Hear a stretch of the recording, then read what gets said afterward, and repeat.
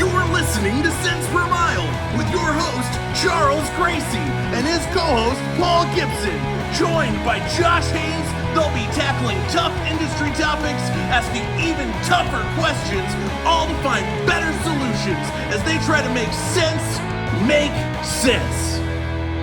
Thank you for tuning in to Cents Per Mile. I'm your host, Charles Gracie. And I'm your co-host, Paul Gibson.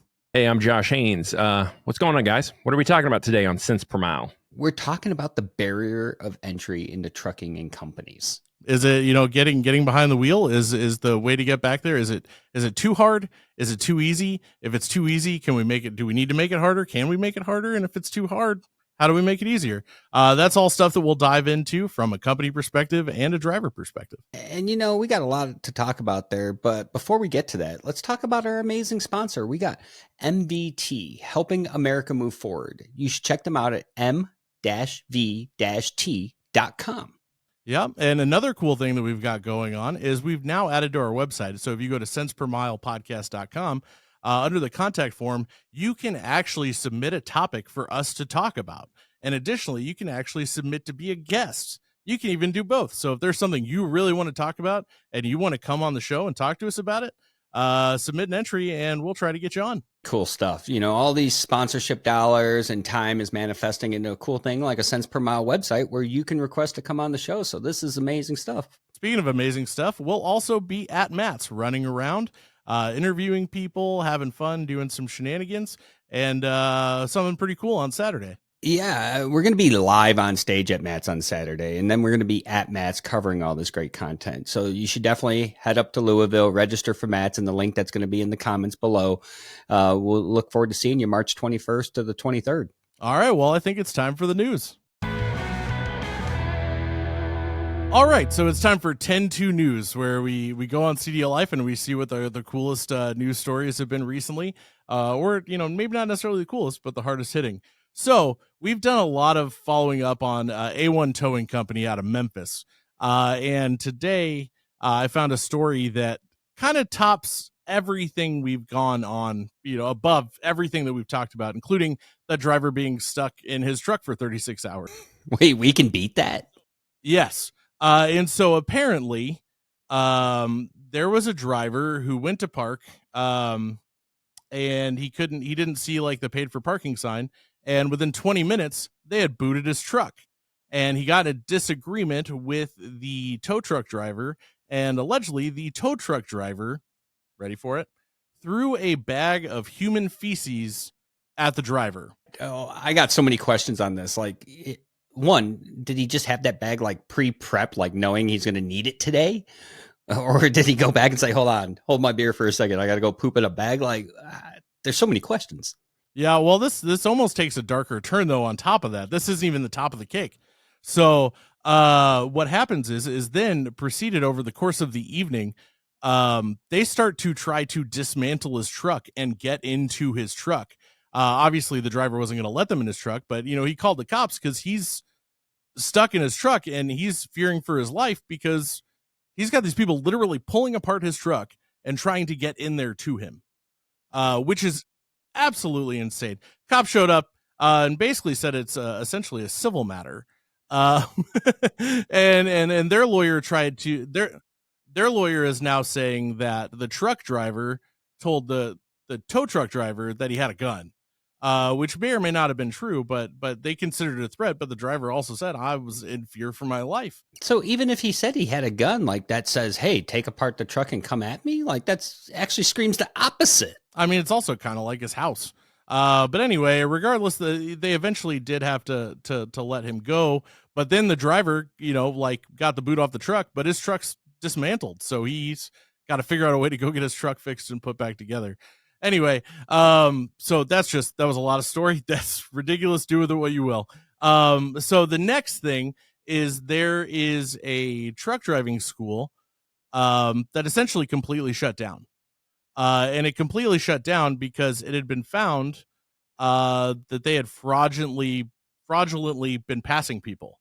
So they found out that they had students who didn't even get the test administered to them who had been passed. So we're going to touch upon stuff like this a little bit later when we get into our topic, but like this isn't the first time things like this have happened. You had people where they were paying to get their CDL and then drivers on the road that speak no English or didn't take the test, but like we're in 2024. Like, how is this stuff still happening? That's not even the drive. And the worst part is all the people who are in the school's not communicating with anybody. They're just shut down. Well, yeah, they're shut down. There's nothing to communicate. Right. Well, no. So these people have paid for it. And it was even said that they could still operate without, basically having the certificate to be able to give that out. But they could still, in the meantime, till they get it back, be training these people.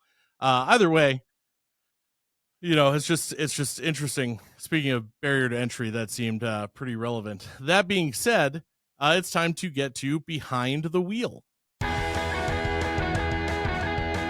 All right, so now it's time for behind the wheel. So with CDLLife, we actually have access to the largest audience of truck drivers in the world. And we get to reach out to them, ask them questions. And so we get real data from real drivers about real issues. And so this week, talking about barrier to entry into trucking and into driving a truck, we decided to ask, how hard is it to apply for a trucking job?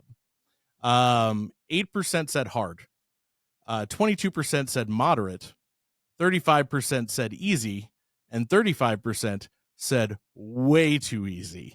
So 70% of drivers would agree that it's either not really much of a lift, or it's almost too much not a lift. It's like too. I think that 8% probably were the ones that still go apply at those carriers where you got to go and fax an app across or something, because it's not hard. It takes 2 minutes. Right. Or they're like making you do some sort of weird behavioral assessment or something like that. But yeah, I mean, and I wonder, because this has come up a lot at different, like conferences and different webinars and stuff like that. And I mean, like the Intella app is the gold standard. And at that point, if you've been in trucking and you're looking for another job, you just put in your social, and then basically all of your information pops up. Yeah, no. Well, I mean, you have to update it, but I mean, there's something there versus having to start from scratch. Yeah, I mean, but it does pose its own problems, and we've touched upon that a little bit, because it'll autofill, and it's only as good as what's in the system. So if you ever see those apps where it'll say like John Doe carrier 1, 2, 3, and they're all stacked, it's because someone just kept stacking on top rather than going in there and updating it. But it's also part of the topic today because of the barrier to entry. So I really want to save this meat for when we get to that part of the bone. Well, I mean, I think we should just jump into it. So now it's time for Make Sense. And we're talking about barrier to entry, and kind of what I was alluding to when we were going over those stats and talking about applications is the barrier to entry just to apply. So we as an industry have made it so easy for a driver to apply that we've created our own problem by having autofills and stuff like that. An app used to mean a higher commitment. Now an app, no different than a lead in a lot of cases. The struggle is getting that person on the phone because there is no commitment behind that app. So it's created its own slew of problems. The alternative now is you go to one of these other systems where it's supposedly a higher intent, but drivers have gotten so used to using these easy to fill apps that they just like, oh, that's not an Intel app, next. So you could have an amazing offer and not even get an app entertained by the applicant because you're not using this system. And if you are using this system, then there's all kinds of problems that come with it because you have a lack of interest behind the app. You have the fact that the app is so easily autofilled that it autofills mistakes. So there's just a lot to go into this, not to mention just the barrier to entry in general. You kind of joked about it, but there are carriers that are and people that are exercising behavior assessments, and that's a whole different thing. But we in trucking often don't find a middle ground. We either make it so easy that you can go to the zoo and ask a monkey to do it, or we make it so hard that we're asking Flipper to bounce a ball off their nose while doing backflips to a flaming hoop. Why do we got to overthink this? Yeah, I don't know. But it is funny that you pointed out that it's essentially half the time applications almost come across as leads at this point. They are. Like there's so many people that don't even they're like, I'd rather, because it's funny that over the years it's gone from, cost per lead to cost per, app to now it's like cost per hire. But it's pretty interesting. So like even CDLLife, like they're, we had an ad for it a couple weeks ago, the intent engine, is the whole idea that now like there's room for a product to have somebody get a hold of the driver for you, make sure the driver actually wants the job. So you're not spending all day calling drivers that don't want it because right. Because, it's gotten so absurd at this point. But the other thing too, that, it also, but why is it like that? Why is it so easy? And does that have to do with, turnover, kind of back to the sign-on bonus example, just encouraging drivers to jump. It makes it so much easier. And that's the thing, I'm going to throw out a little golden nugget. So like I put out an ad for driver recruiters that are remote. So you can imagine the key term being remote, how many people don't even read the ad. They one click apply. So I have like a built-in test. And this is now becoming a second test because I'm dropping this in the episode. There's a built-in test into my whole process where if you read through the entire job description, at the very bottom, it says, in order to be considered, submit your resume to this email. So anytime I get a one-click apply, I'm like, well, you didn't read the job description. I know right off the bat that they didn't read it because they would have seen that. And so, I think trucking needs to kind of put some barriers in there because we want to have a higher intent. Yeah. How impactful is that hire going to be to your organization if they don't even care where they're applying? Well, and we'll even have a guest on later to talk about it. But one thing that's always blown my mind, like we talk about it's gotten worse and blah, blah, blah. But like, even from the time that I got into trucking, like the process of hiring a driver versus hiring just about anybody else for any other position, like even in the office at trucking companies or, any other job, it's ridiculous. Like, I mean, you could call orientation an interview, but it's really not an interview. So you don't have that aspect of it. It's pretty much like if you're qualified and you apply, you're going to get the job. Well, and if you no-showed your orientation, if you no-showed your interview, you're done. Can you imagine you have a job interview tomorrow and you don't show up after committing to showing up? Do you think they'll give you a second chance? But in trucking, we do. And we might even give them a third or a fourth, depending on the state of the market. And then we wonder why these people feel like there's no consequences to how they're acting. We want them to be professional drivers, but we don't treat them like professionals or set professional expectations. But then it's almost like transportation's version of insanity. That being said, let's go to our first guest after this ad break. Mesilla Valley Transportation, founded by truck drivers for truck drivers. Why choose MVT? Well, it's simple. I started off as a driver. Now I'm managing routes. With MVT, the sky's the limit. Balance is key. State-of-the-art equipment, a strong focus on safety, and a family-driven company culture where respect and hard work are at the core. Mesilla Valley Transportation, where we care about you. Join our family today. We're back, and we're back with our guest, Casey Lehman from PGT. You're the director of recruiting. How you doing? Thanks for coming on the show. You're doing well. How about you guys? We're living the dream. And speaking of dreams, we're dreaming of a world where driver recruiting and barrier to entries made sense. So tell us a little bit about your experience in this. So, I've seen it done a few different ways. I've been at carriers where, we'll get you pre-qualified and scheduled for orientation in 24 to 48 hours using the 10 Street Intel app, making it as convenient as possible. We'll do the drug screen at orientation. Just come on in, right? PGT, we're not that way. We take a little bit more of a retention, and it's funny that you guys started talking about that in the last segment.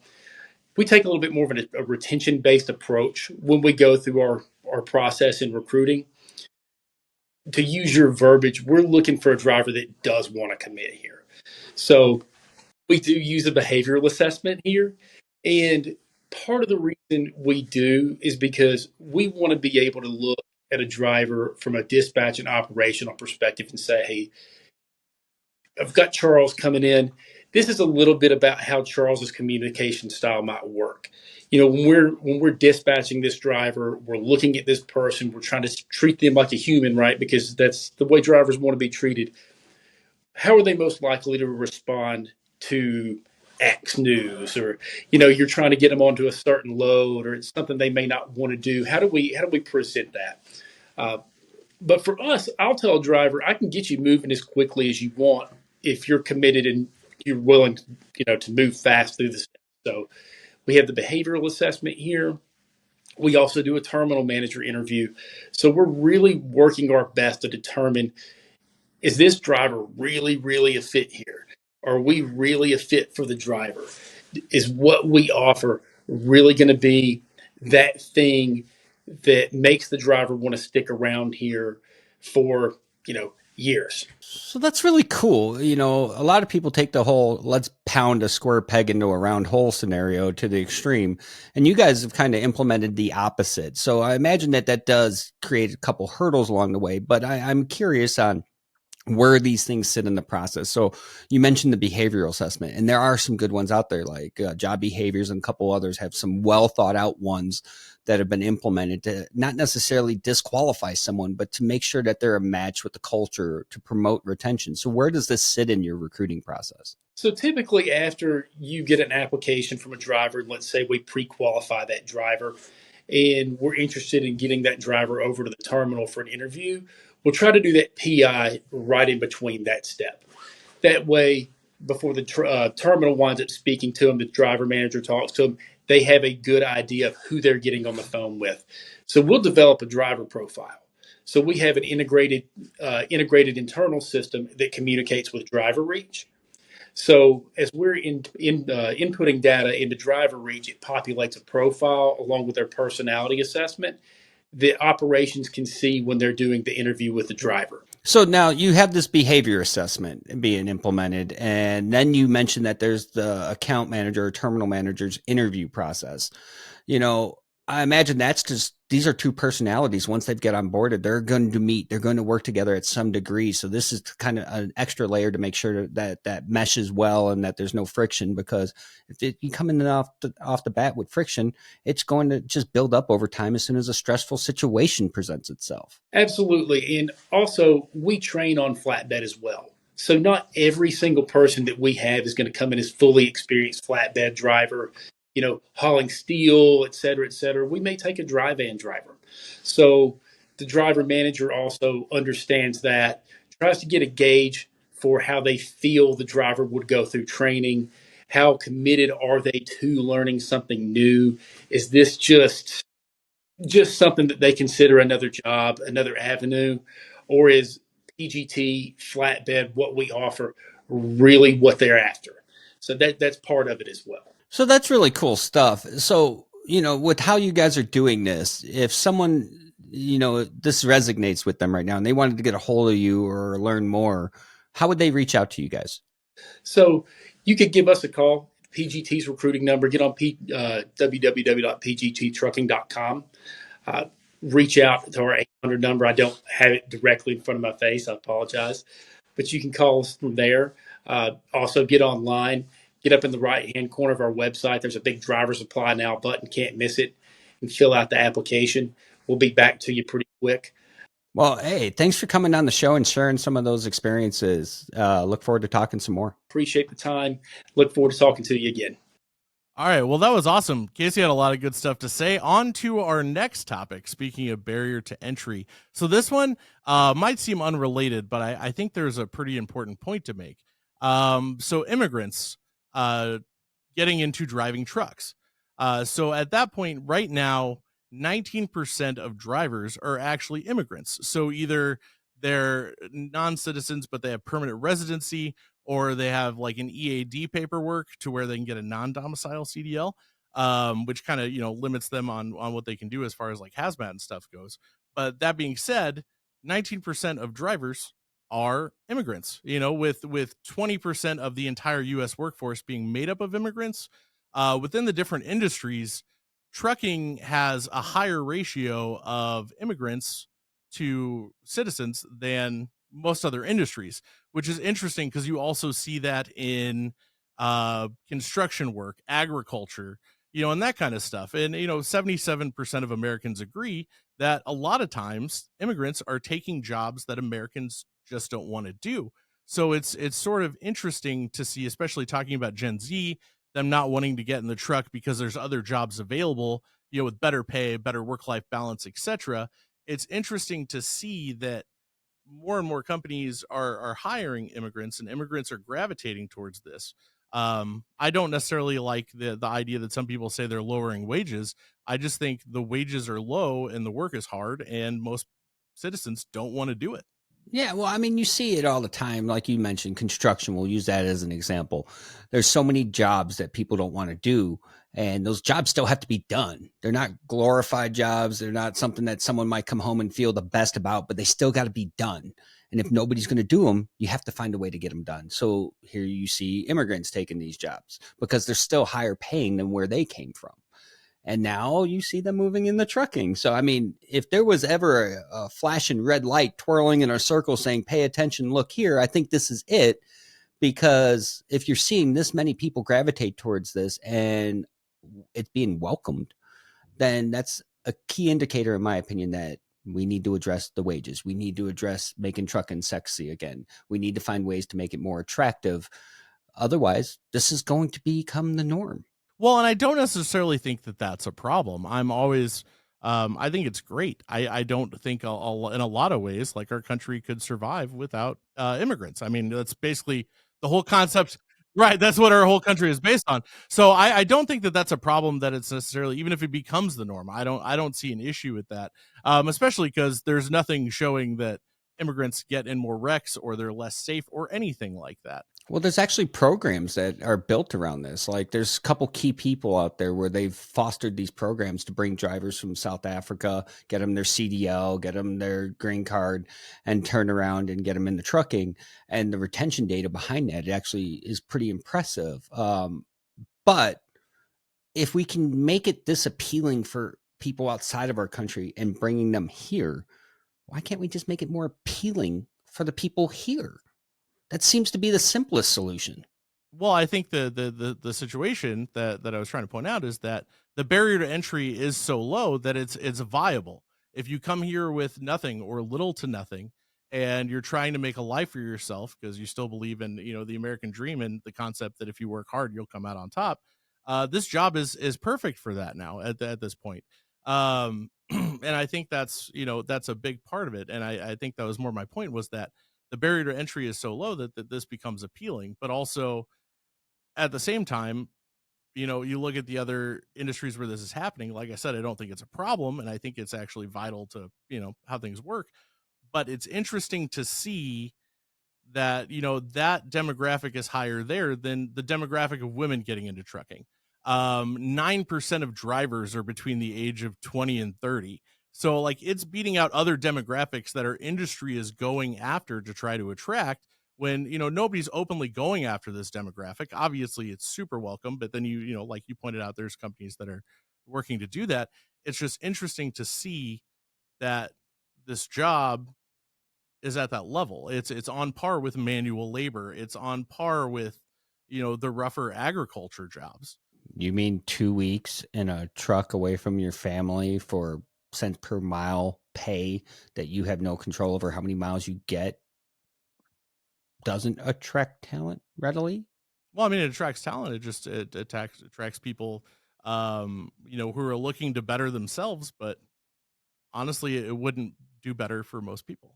And that's interesting to see. You know what else is going to be interesting to see? Our next guest's perspective on this. Yep. All right. Well, it's time to cut to a quick ad break, and we will get to our final guest. Hot Seat Services has Rent-A-Recruiter. Wait! Hey Michael, have you heard that Hot Seat Services Rent-A-Recruiter service will place their staff in your organization similar to a temporary hire model? No way, what else does it do? Follow me, I have to tell everyone. They take leads in existing databases to put new hires into your business's trucks. Well, shiver me timbers! What else? Come on! Their model is more cost efficient because their recruiters are trained and can get your pipeline flowing easier and faster. No way. Anything else? No matter how many hires they make, it's a set cost per week, so the more they get, the better their client's cost per hire gets. Holy sh**. For more information and to find out for yourself, go to hotseatservices.com. All right.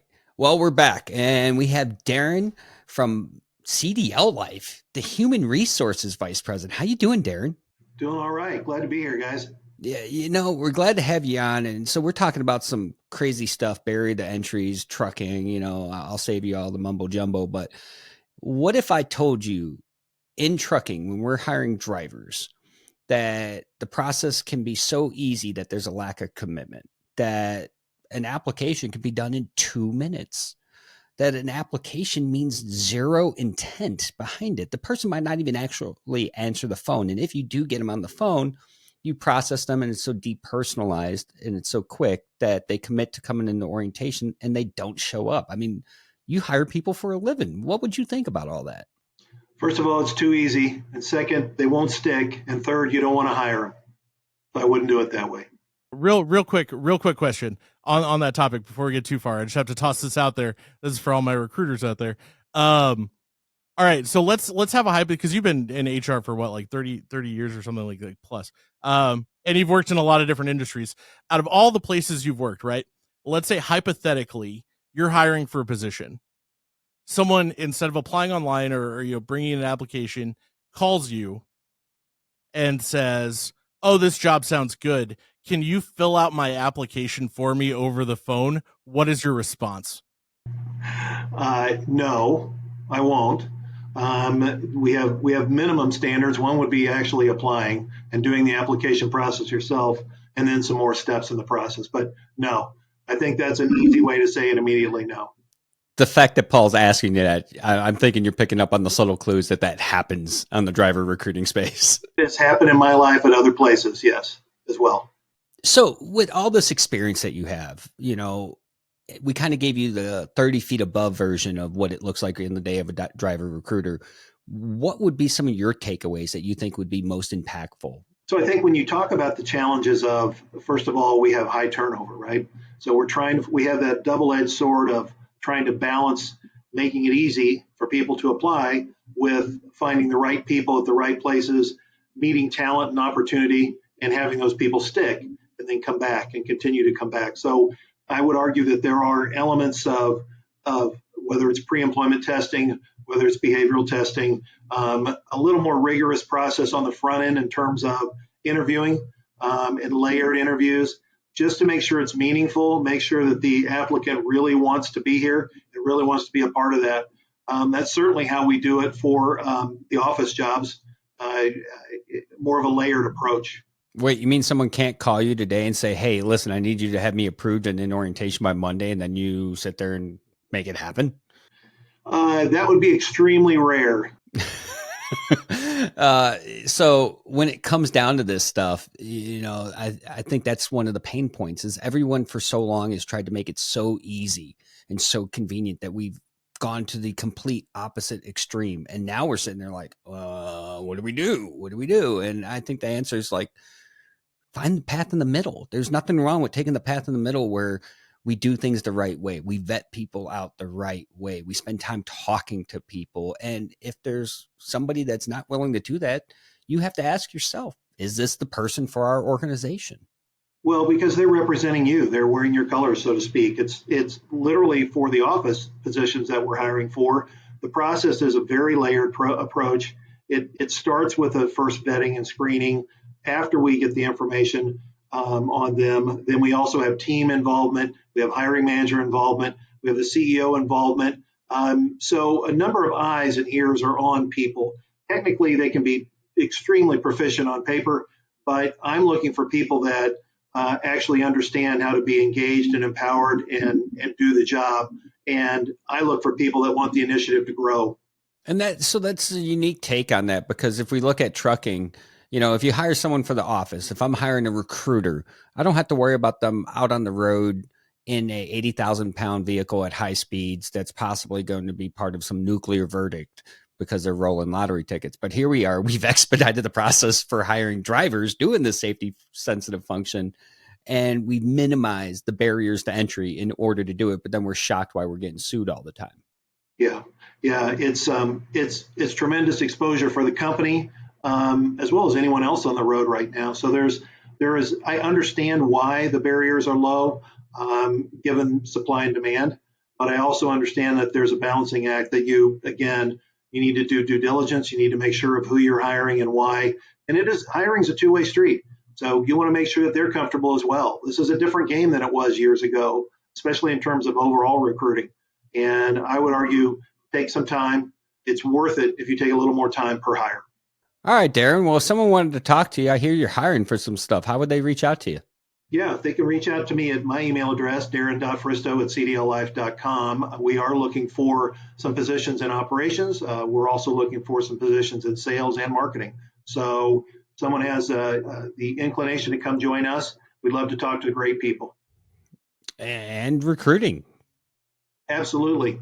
We never stop recruiting and finding good driver recruiters. Awesome. So thanks for coming on the show. You guys should reach out to Daren if you're looking for a job.